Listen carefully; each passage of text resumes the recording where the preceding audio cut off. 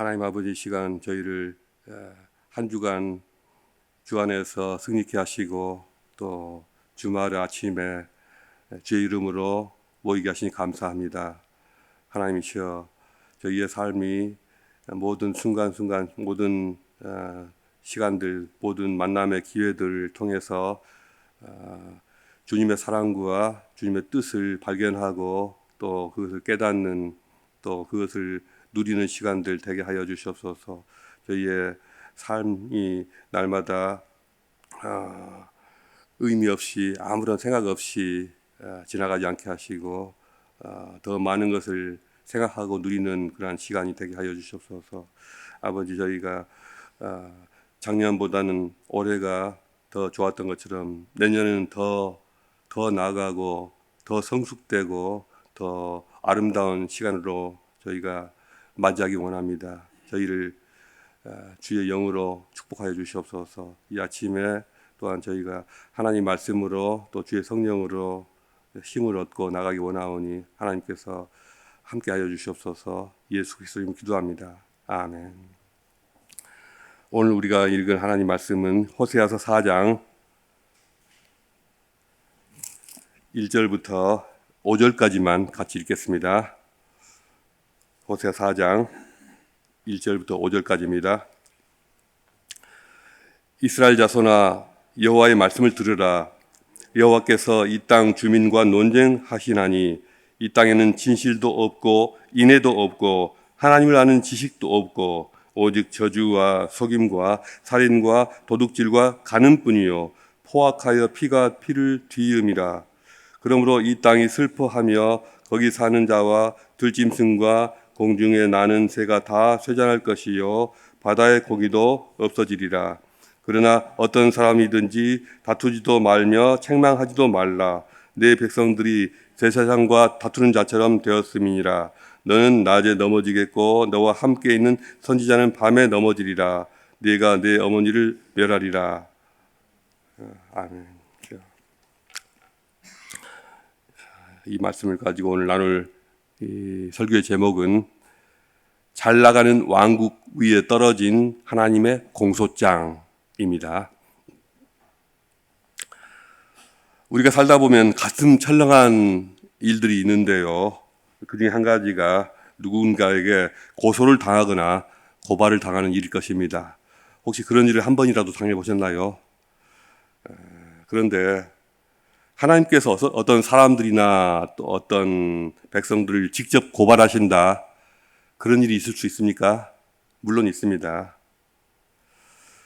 제가 법에 대한 전문가는 아니지만 죄와 심판에 대한 구약 성경의 이 예언서들을 보면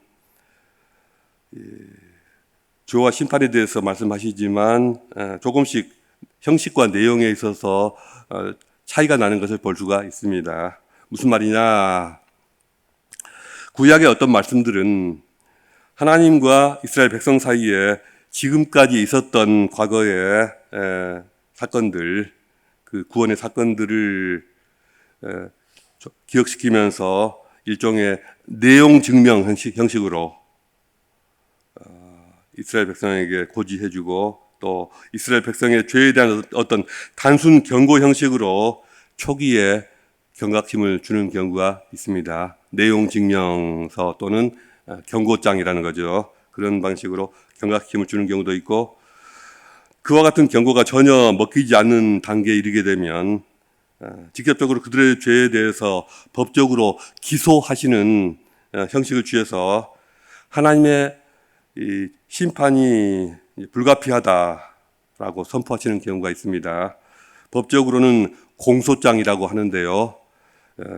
정확하게 이 형사소송법 용어로는 공소부 제기 이유 고지라고 한답니다. 그런 게 있답니다.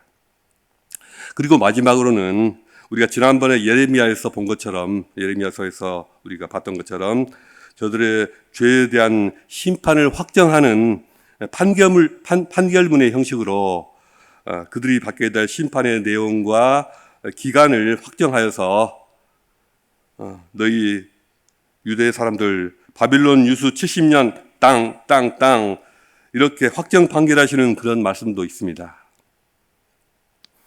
오늘 우리가 읽은 호세아 4장은 그 중에서 어떤 유형일까요? 내용이나 형식으로 보아서 두 번째 단계인 이스라엘의 죄에 대한 공소장이라고 생각하시면 될 것입니다.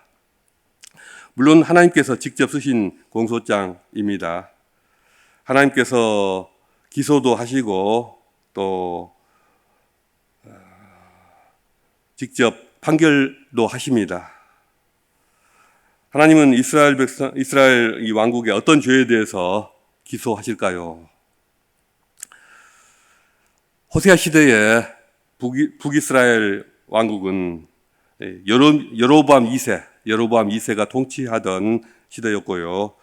아합 왕가를 무너뜨린 예후 왕의 증손자에 해당합니다. 여로보암 2세가 예후 왕의 증손자였다는 것입니다. 이 여로보암 2세 시대에 북이스라엘은 정치적으로나 경제적으로나 군사적으로나 가장 강성하고 잘 나가던 시기였습니다.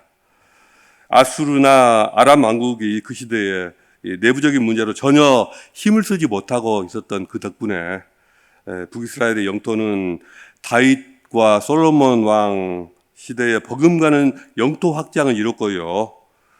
또 지중해와 아라비아 사이에 무역로를 장악해서 큰 경제적인 부를 이루었습니다. 한국의 삼국시대로 말하자면은 신라의 진흥왕이나 또 고구려의 이 광개토왕 장수왕 또는 백제의 누굽니까 근초고왕 그런 시대에 이 큰 빛나는 그런 시대였다는 것이죠.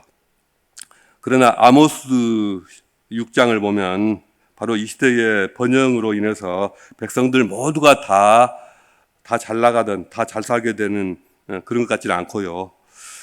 엄청난 빈부격차와 또 부유층의 사치풍조를 심화시키던 그런 시대였던 것으로 보입니다. 어쨌든 북이스라엘은 지금 모든 것을 다 얻은 것처럼 보였고 아무것도 부러울 것이 없어 보였습니다. 이제 북왕국의 특히 이 지도층들은 자신의 나라에 대해서 엄청난 자부심을 갖고 있었을 것입니다. 이제는 그 누구도 우리에게 함부로 대하지 못한다. 아수르든 아람이든 이제는 아무도 무섭지가 않다. 우리는 강하다. 그리고 모두가 이러한 번영을 이끌어낸 이 왕과 지도층을 우러러보고 칭송해하지 않을 것이다. 이렇게 틀림없이 기대했을 것입니다. 이것이 바로 세속 역사 속에서 그 시대의 북왕국의 실제 상황이었습니다. 그러나 놀랍게도 성경은 북왕국의 이러한 강성함과 부유함에 대해서 칭송하거나 자랑하는 문구는 단 한 구절도 없습니다. 만약 성경이 지금의 대한민국에 대해서 기록한다면 지금의 경제적인 성과나 세계 10위권의 경제력 군사력에 대해서 또 국제적인 문화적인 위상에 대해서 이런 것들에 대해서는 전혀 언급이 없다는 것입니다. 비유하자면 성경은 그런 것들에 별로 관심이 없고요. 다른 문제에 관심이 있습니다. 북왕국의 왕이나 이 고위관리들이나 제사장들이나 그들이 만약 하나님으로부터 어떤 메시지를 받는다면 당연히 칭찬과 상급을 기대했을 것입니다. 잘했어. 고생들 했어. 내가 큰 상을 주마. 이런 말씀을 기대했겠죠. 그런데 그들이 하나님께로부터 받은 그 메시지는 그들의 죄악에 대한 공소장이었습니다. 이러이러한 죄가 심히 중하여 처벌이 불가피하다라는 법적인 문서입니다. 아마도 왕은 어이가 없었겠고 제사장들은 기절초풍했을 것입니다. 그 공소장의 내용은 사람을 겉모습이 아니라 그들 개인과 사회의 구석구석을 살펴보시며 그들의 본질을 마치 CT 사진이나 MRI 사진으로 보는 것처럼 꿰뚫어 보시는 하나님의 진단입니다. 하나님의 CT 사진을 보니까 꼭 있어야만 하는 세 가지가 안 보이더라. 진실과 인애와 하나님을 아는 지식이 없더라. 저 자리에 딱 있어야 되는데 그게 없어지고 안 보인다는 것입니다. 사라져버리고 없다는 것입니다. 또 MRI로 찍어보니까 구석구석 여기저기에 이상한 종양 같은 것들이 나타나더라. 온갖 저주와 속임수와 살인과 도둑질과 간음 이런 것들이 보이더라는 것입니다. 이스라엘 백성에게 찍은 하나님의 CT 사진에서 사라져버린 첫 번째 것이 진실이었습니다. 하나님께서 이스라엘 백성을 멸하시는 이유는 그들에게서 거짓만을 보게 되고 진실은 아무것도 보실 수가 없으셨기 때문입니다. 이스라엘 백성은 시장 바닥에서나 또 재판정에서나 또 개인들 간의 어떤 인간관계에서나 서로 속이고 속는 일이 일상이었습니다. 바로 이것이 이스라엘 백성이 기업으로 받은 땅에서 더 이상 살지 못하고 결국 패망하여 열방으로 흩어질 수밖에 없었던 중요한 이유였습니다. 우리는 하나님 앞에서나 사람들 앞에서 진실한 사람이 되어야 합니다. 진실은 하나님의 속성이며 우리 삶의 기반이 되어야 합니다. 성경에서 진실은 인간과 하나님과의 올바른 관계를 위해서 또 인간과 인간 사이의 관계를 위해서 그것을 결정하는 가장 중요한 요소입니다. 진실함이 없는 개인은 하나님과의 관계가 끊어지게 되고 스스로의 양심을 속이면서 살아가다가 스스로 자기 삶이 무너지고 맙니다. 진실이 없는 인간은 진리 대신에 거짓을 선택하면서 자신의 죄를 정당화하고 합리화하면서 스스로를 망가뜨리는 것입니다. 또 진실이 없는 사회는 모든 관계와 관계들이 다 무너지면서 결국 전체적인 삶의 기반들이 다 무너지게 되고 그 결과 그 사회는 하나님의 심판을 초래하게 됩니다. 오늘날 고도로 발전된 통신수단과 인터넷과 SNS를 통해서 엄청난 양의 정보가 만들어지고 유통됩니다.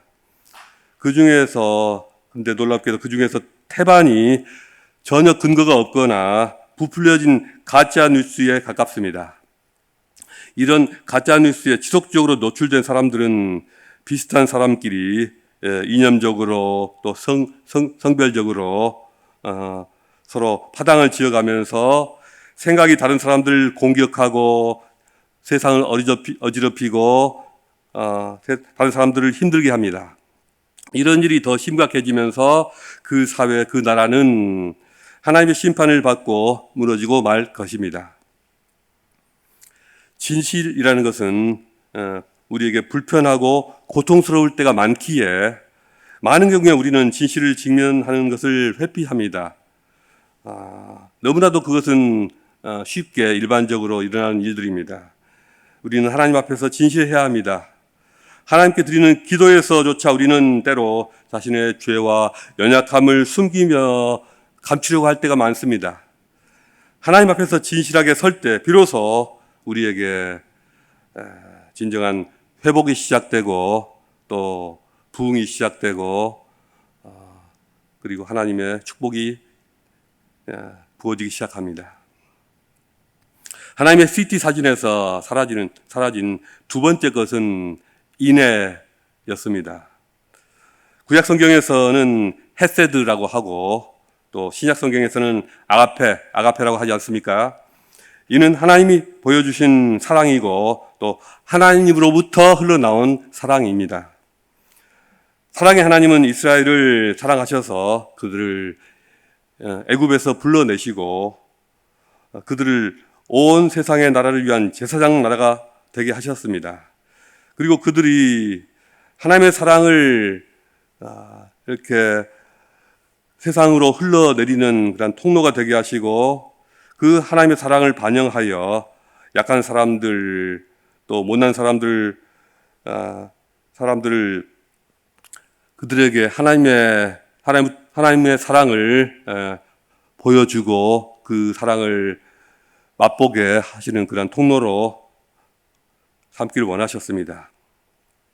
그런데 사랑의 하나님께서 이제 이스라엘에 헤세드가 없다, 인자가 없다라고 말씀하시는 것은 그들이 지금 엄청난 돈을 벌고 있고 또 부를 축적한 왕족들과 귀족들과 제사장들이 그 사회의 밑바닥에서 신음하는 자들에게 아무런 관심도 보이지 않고 나라의 곳간에는 재물이 쌓여가는데 사람들은 서로가 서로를 저주하고 욕하고 속이고 심지어는 죽이는 약육강식에 강포한 시대였다는 것입니다.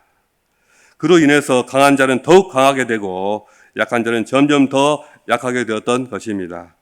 그 사회와 그 나라에 하나님의 헤세드가 구석구석 흘러가야 되는데 그로 인해서 그것이 다른 나라에까지 다 흘러가야 되는데 전혀 그렇지가 못했다는 것입니다. 이것이 하나님께서 그 나라에 하나님의 심판의 메시지, 공소장을 보내신 이유입니다. 지금 우리에게 주어진 삶과 그 터전이 온전하게 보존되고 발전하기 위해서는 우리가 하나님의 사랑이 흘러가고 있는지, 우리 가정에, 우리 사회에 주님의 사랑이 지금 잘 흘러 내려가고 있는지 살펴보아야 합니다. 우리 가정과 교회에서 그리고 우리가 영향력을 미치는 공간에서 이 나라에서 우리를 통하여 하나님의 사랑이 흐르는 통로 역할이 잘 이루어지고 있는지 우리가 살펴보아야 합니다. 하나님은 우리를 통하여 하나님의 사랑이 흘러가기를 원하십니다. 하나님의 CT 사진에서 빠져 있었던 이 세 번째 가장 중요한 것은 하나님을 아는 지식이었습니다. 오늘날 이 세상에는 지식과 정보가 넘쳐납니다. 서기 1900년에 생성된 지식 정보의 양에 비해서 2024년도에 생성된 지식의 양, 정보의 양은 약 2억 배가 넘는다고 합니다. 그때에 비해서 2억 배의 지식과 정보가 생산되고 유통됩니다. 그런데 어떻습니까? 1900년에 비해서 2024년도에 우리가 그 시대 분들에 비해서 2억 배가 더 지혜롭다고 할 수가 있나요? 오히려 수백 년 전에 날마다 또 하루 종일 하나님께 기도하던 그 기도의 용사들, 그 신앙의 우리 선진들, 그분들에 비하면 우리가 더 지혜롭다고 말할 수가 있겠습니까? 그렇게 많은 지식과 정보로 이 시대가 지금 범람하고 있지만 그 많은 지식 정보 가운데서 우리를 정말 지혜롭게 할 수 있는 것이 얼마나 될까요? 그 많은 지식 중에서 가장 중요한 것, 정말 필요한 것, 그것은 하나님을 아는 지식입니다. 하나님을 아는 지식이란 단지 하나님에 대해서 얻어들은 그러한 인지적인 지식을 말하는 것이 아니라 하나님을 직접 경험하고 또 체험하면서 알게 된 진짜 지식을 말합니다. 하나님과 개인적으로 인격적으로 사귐으로써 하나님의 성품을 체험하고 그분이 행하시는 일을 깨닫게 되는 것입니다. 하나님 이런 의미에서 제가 누구를 아느냐 했을 때 저는 트럼프 대통령 당선자는 전혀 모르지만 제 아내는 조금 압니다. 우리가 하나님을 알면 우리는 우리 자신을 알 수가 있게 되고요. 또 세상을 알 수가 있게 되고 어떻게 살아야 하는지 알 수 있게 되고 또 우리 삶에 있어서 무엇이 중요하고 무엇이 그렇지 않은지를 다 알 수가 있습니다. 그래서 세상에서 아무리 똑똑한 사람이라고 해도 하나님을 알지 못하면 결국 한낱 어리석은 인간에 불과할 뿐입니다. 하나님은 이스라엘을 온 세상을 구원하기 위한 제사장 나라로 선택하시고 그들에게 율법을 주셔서 하나님을 경험하고 체험함으로써 하나님의 성품을 반영하여 하나님을 알아가기를 원하셨는데 그리고 그 지식을 세상에 널리 채우기를 원하셨는데 그럼에도 지금 이스라엘이 그렇게 하나님을 경험하고 체험하여 알아가야 할 것들, 그런 지식들이 전혀 없으니 바로 그 죄목이 하나님께서 기소하시는 중요한 이유가 되는 것입니다. 예수님께서 신약시대 광야에서 4,000명, 5,000명이 넘는 수많은 무리와 함께 계셨을 때 예수님에게는 오늘날과 같은 어떤 시청각 자료도 없었고요. 또 오늘날과 지금과 같은 엔터테인먼트 콘텐츠도 없었고요. 그들을 배불리 먹일 만한, 그들에게 디저트를 제공할 만한 그러한 돈도 없으셨습니다. 그런데도 예수님은 그들을 며칠씩이나 데리고 다니시면서 같이 계시면서 그들을 울리시고 웃기시고 그들을 감동시키시고 그들을 변화시키셨습니다. 무엇 때문일까요?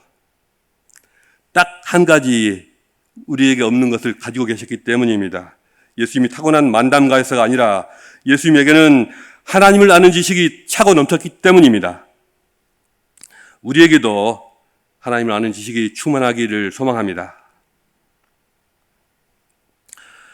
하나님께서 이스라엘에게 주신 그 땅에서 하나님이 원하시는 진실과 사랑과 또 그분을 아는 지식이 결여되어 있을 때 그 땅에 있는 모든 피조물 또한 고통을 당하며 그 땅은 슬퍼합니다.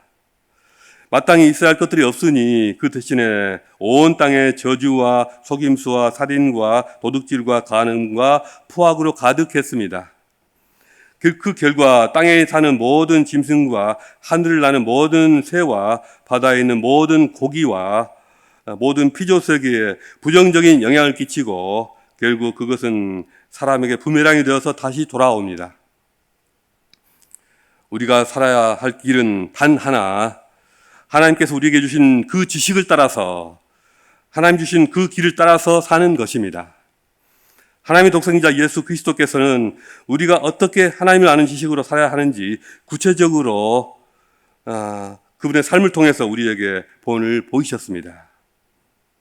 저와 여러분이 이렇게 주님을 배우고 따를 때 저와 여러분은 하나님의 진실과 인애와 지식을 우리 가정과 교회와 세상에서 나누고 퍼뜨리는 그런 하나님의 백성으로 드러나게 될 것입니다. 오늘 주신 하나님 말씀을 생각하시면서 기도하시겠습니다. 우리 안에 하나님의 진실과 하나님의 인애와 또 하나님을 아는 지식으로 충만하게 되도록 우리 교회와 우리 가정에 그러한 주님의 은혜로 충만하게 되도록 이 시간 간절히 기도하시겠습니다.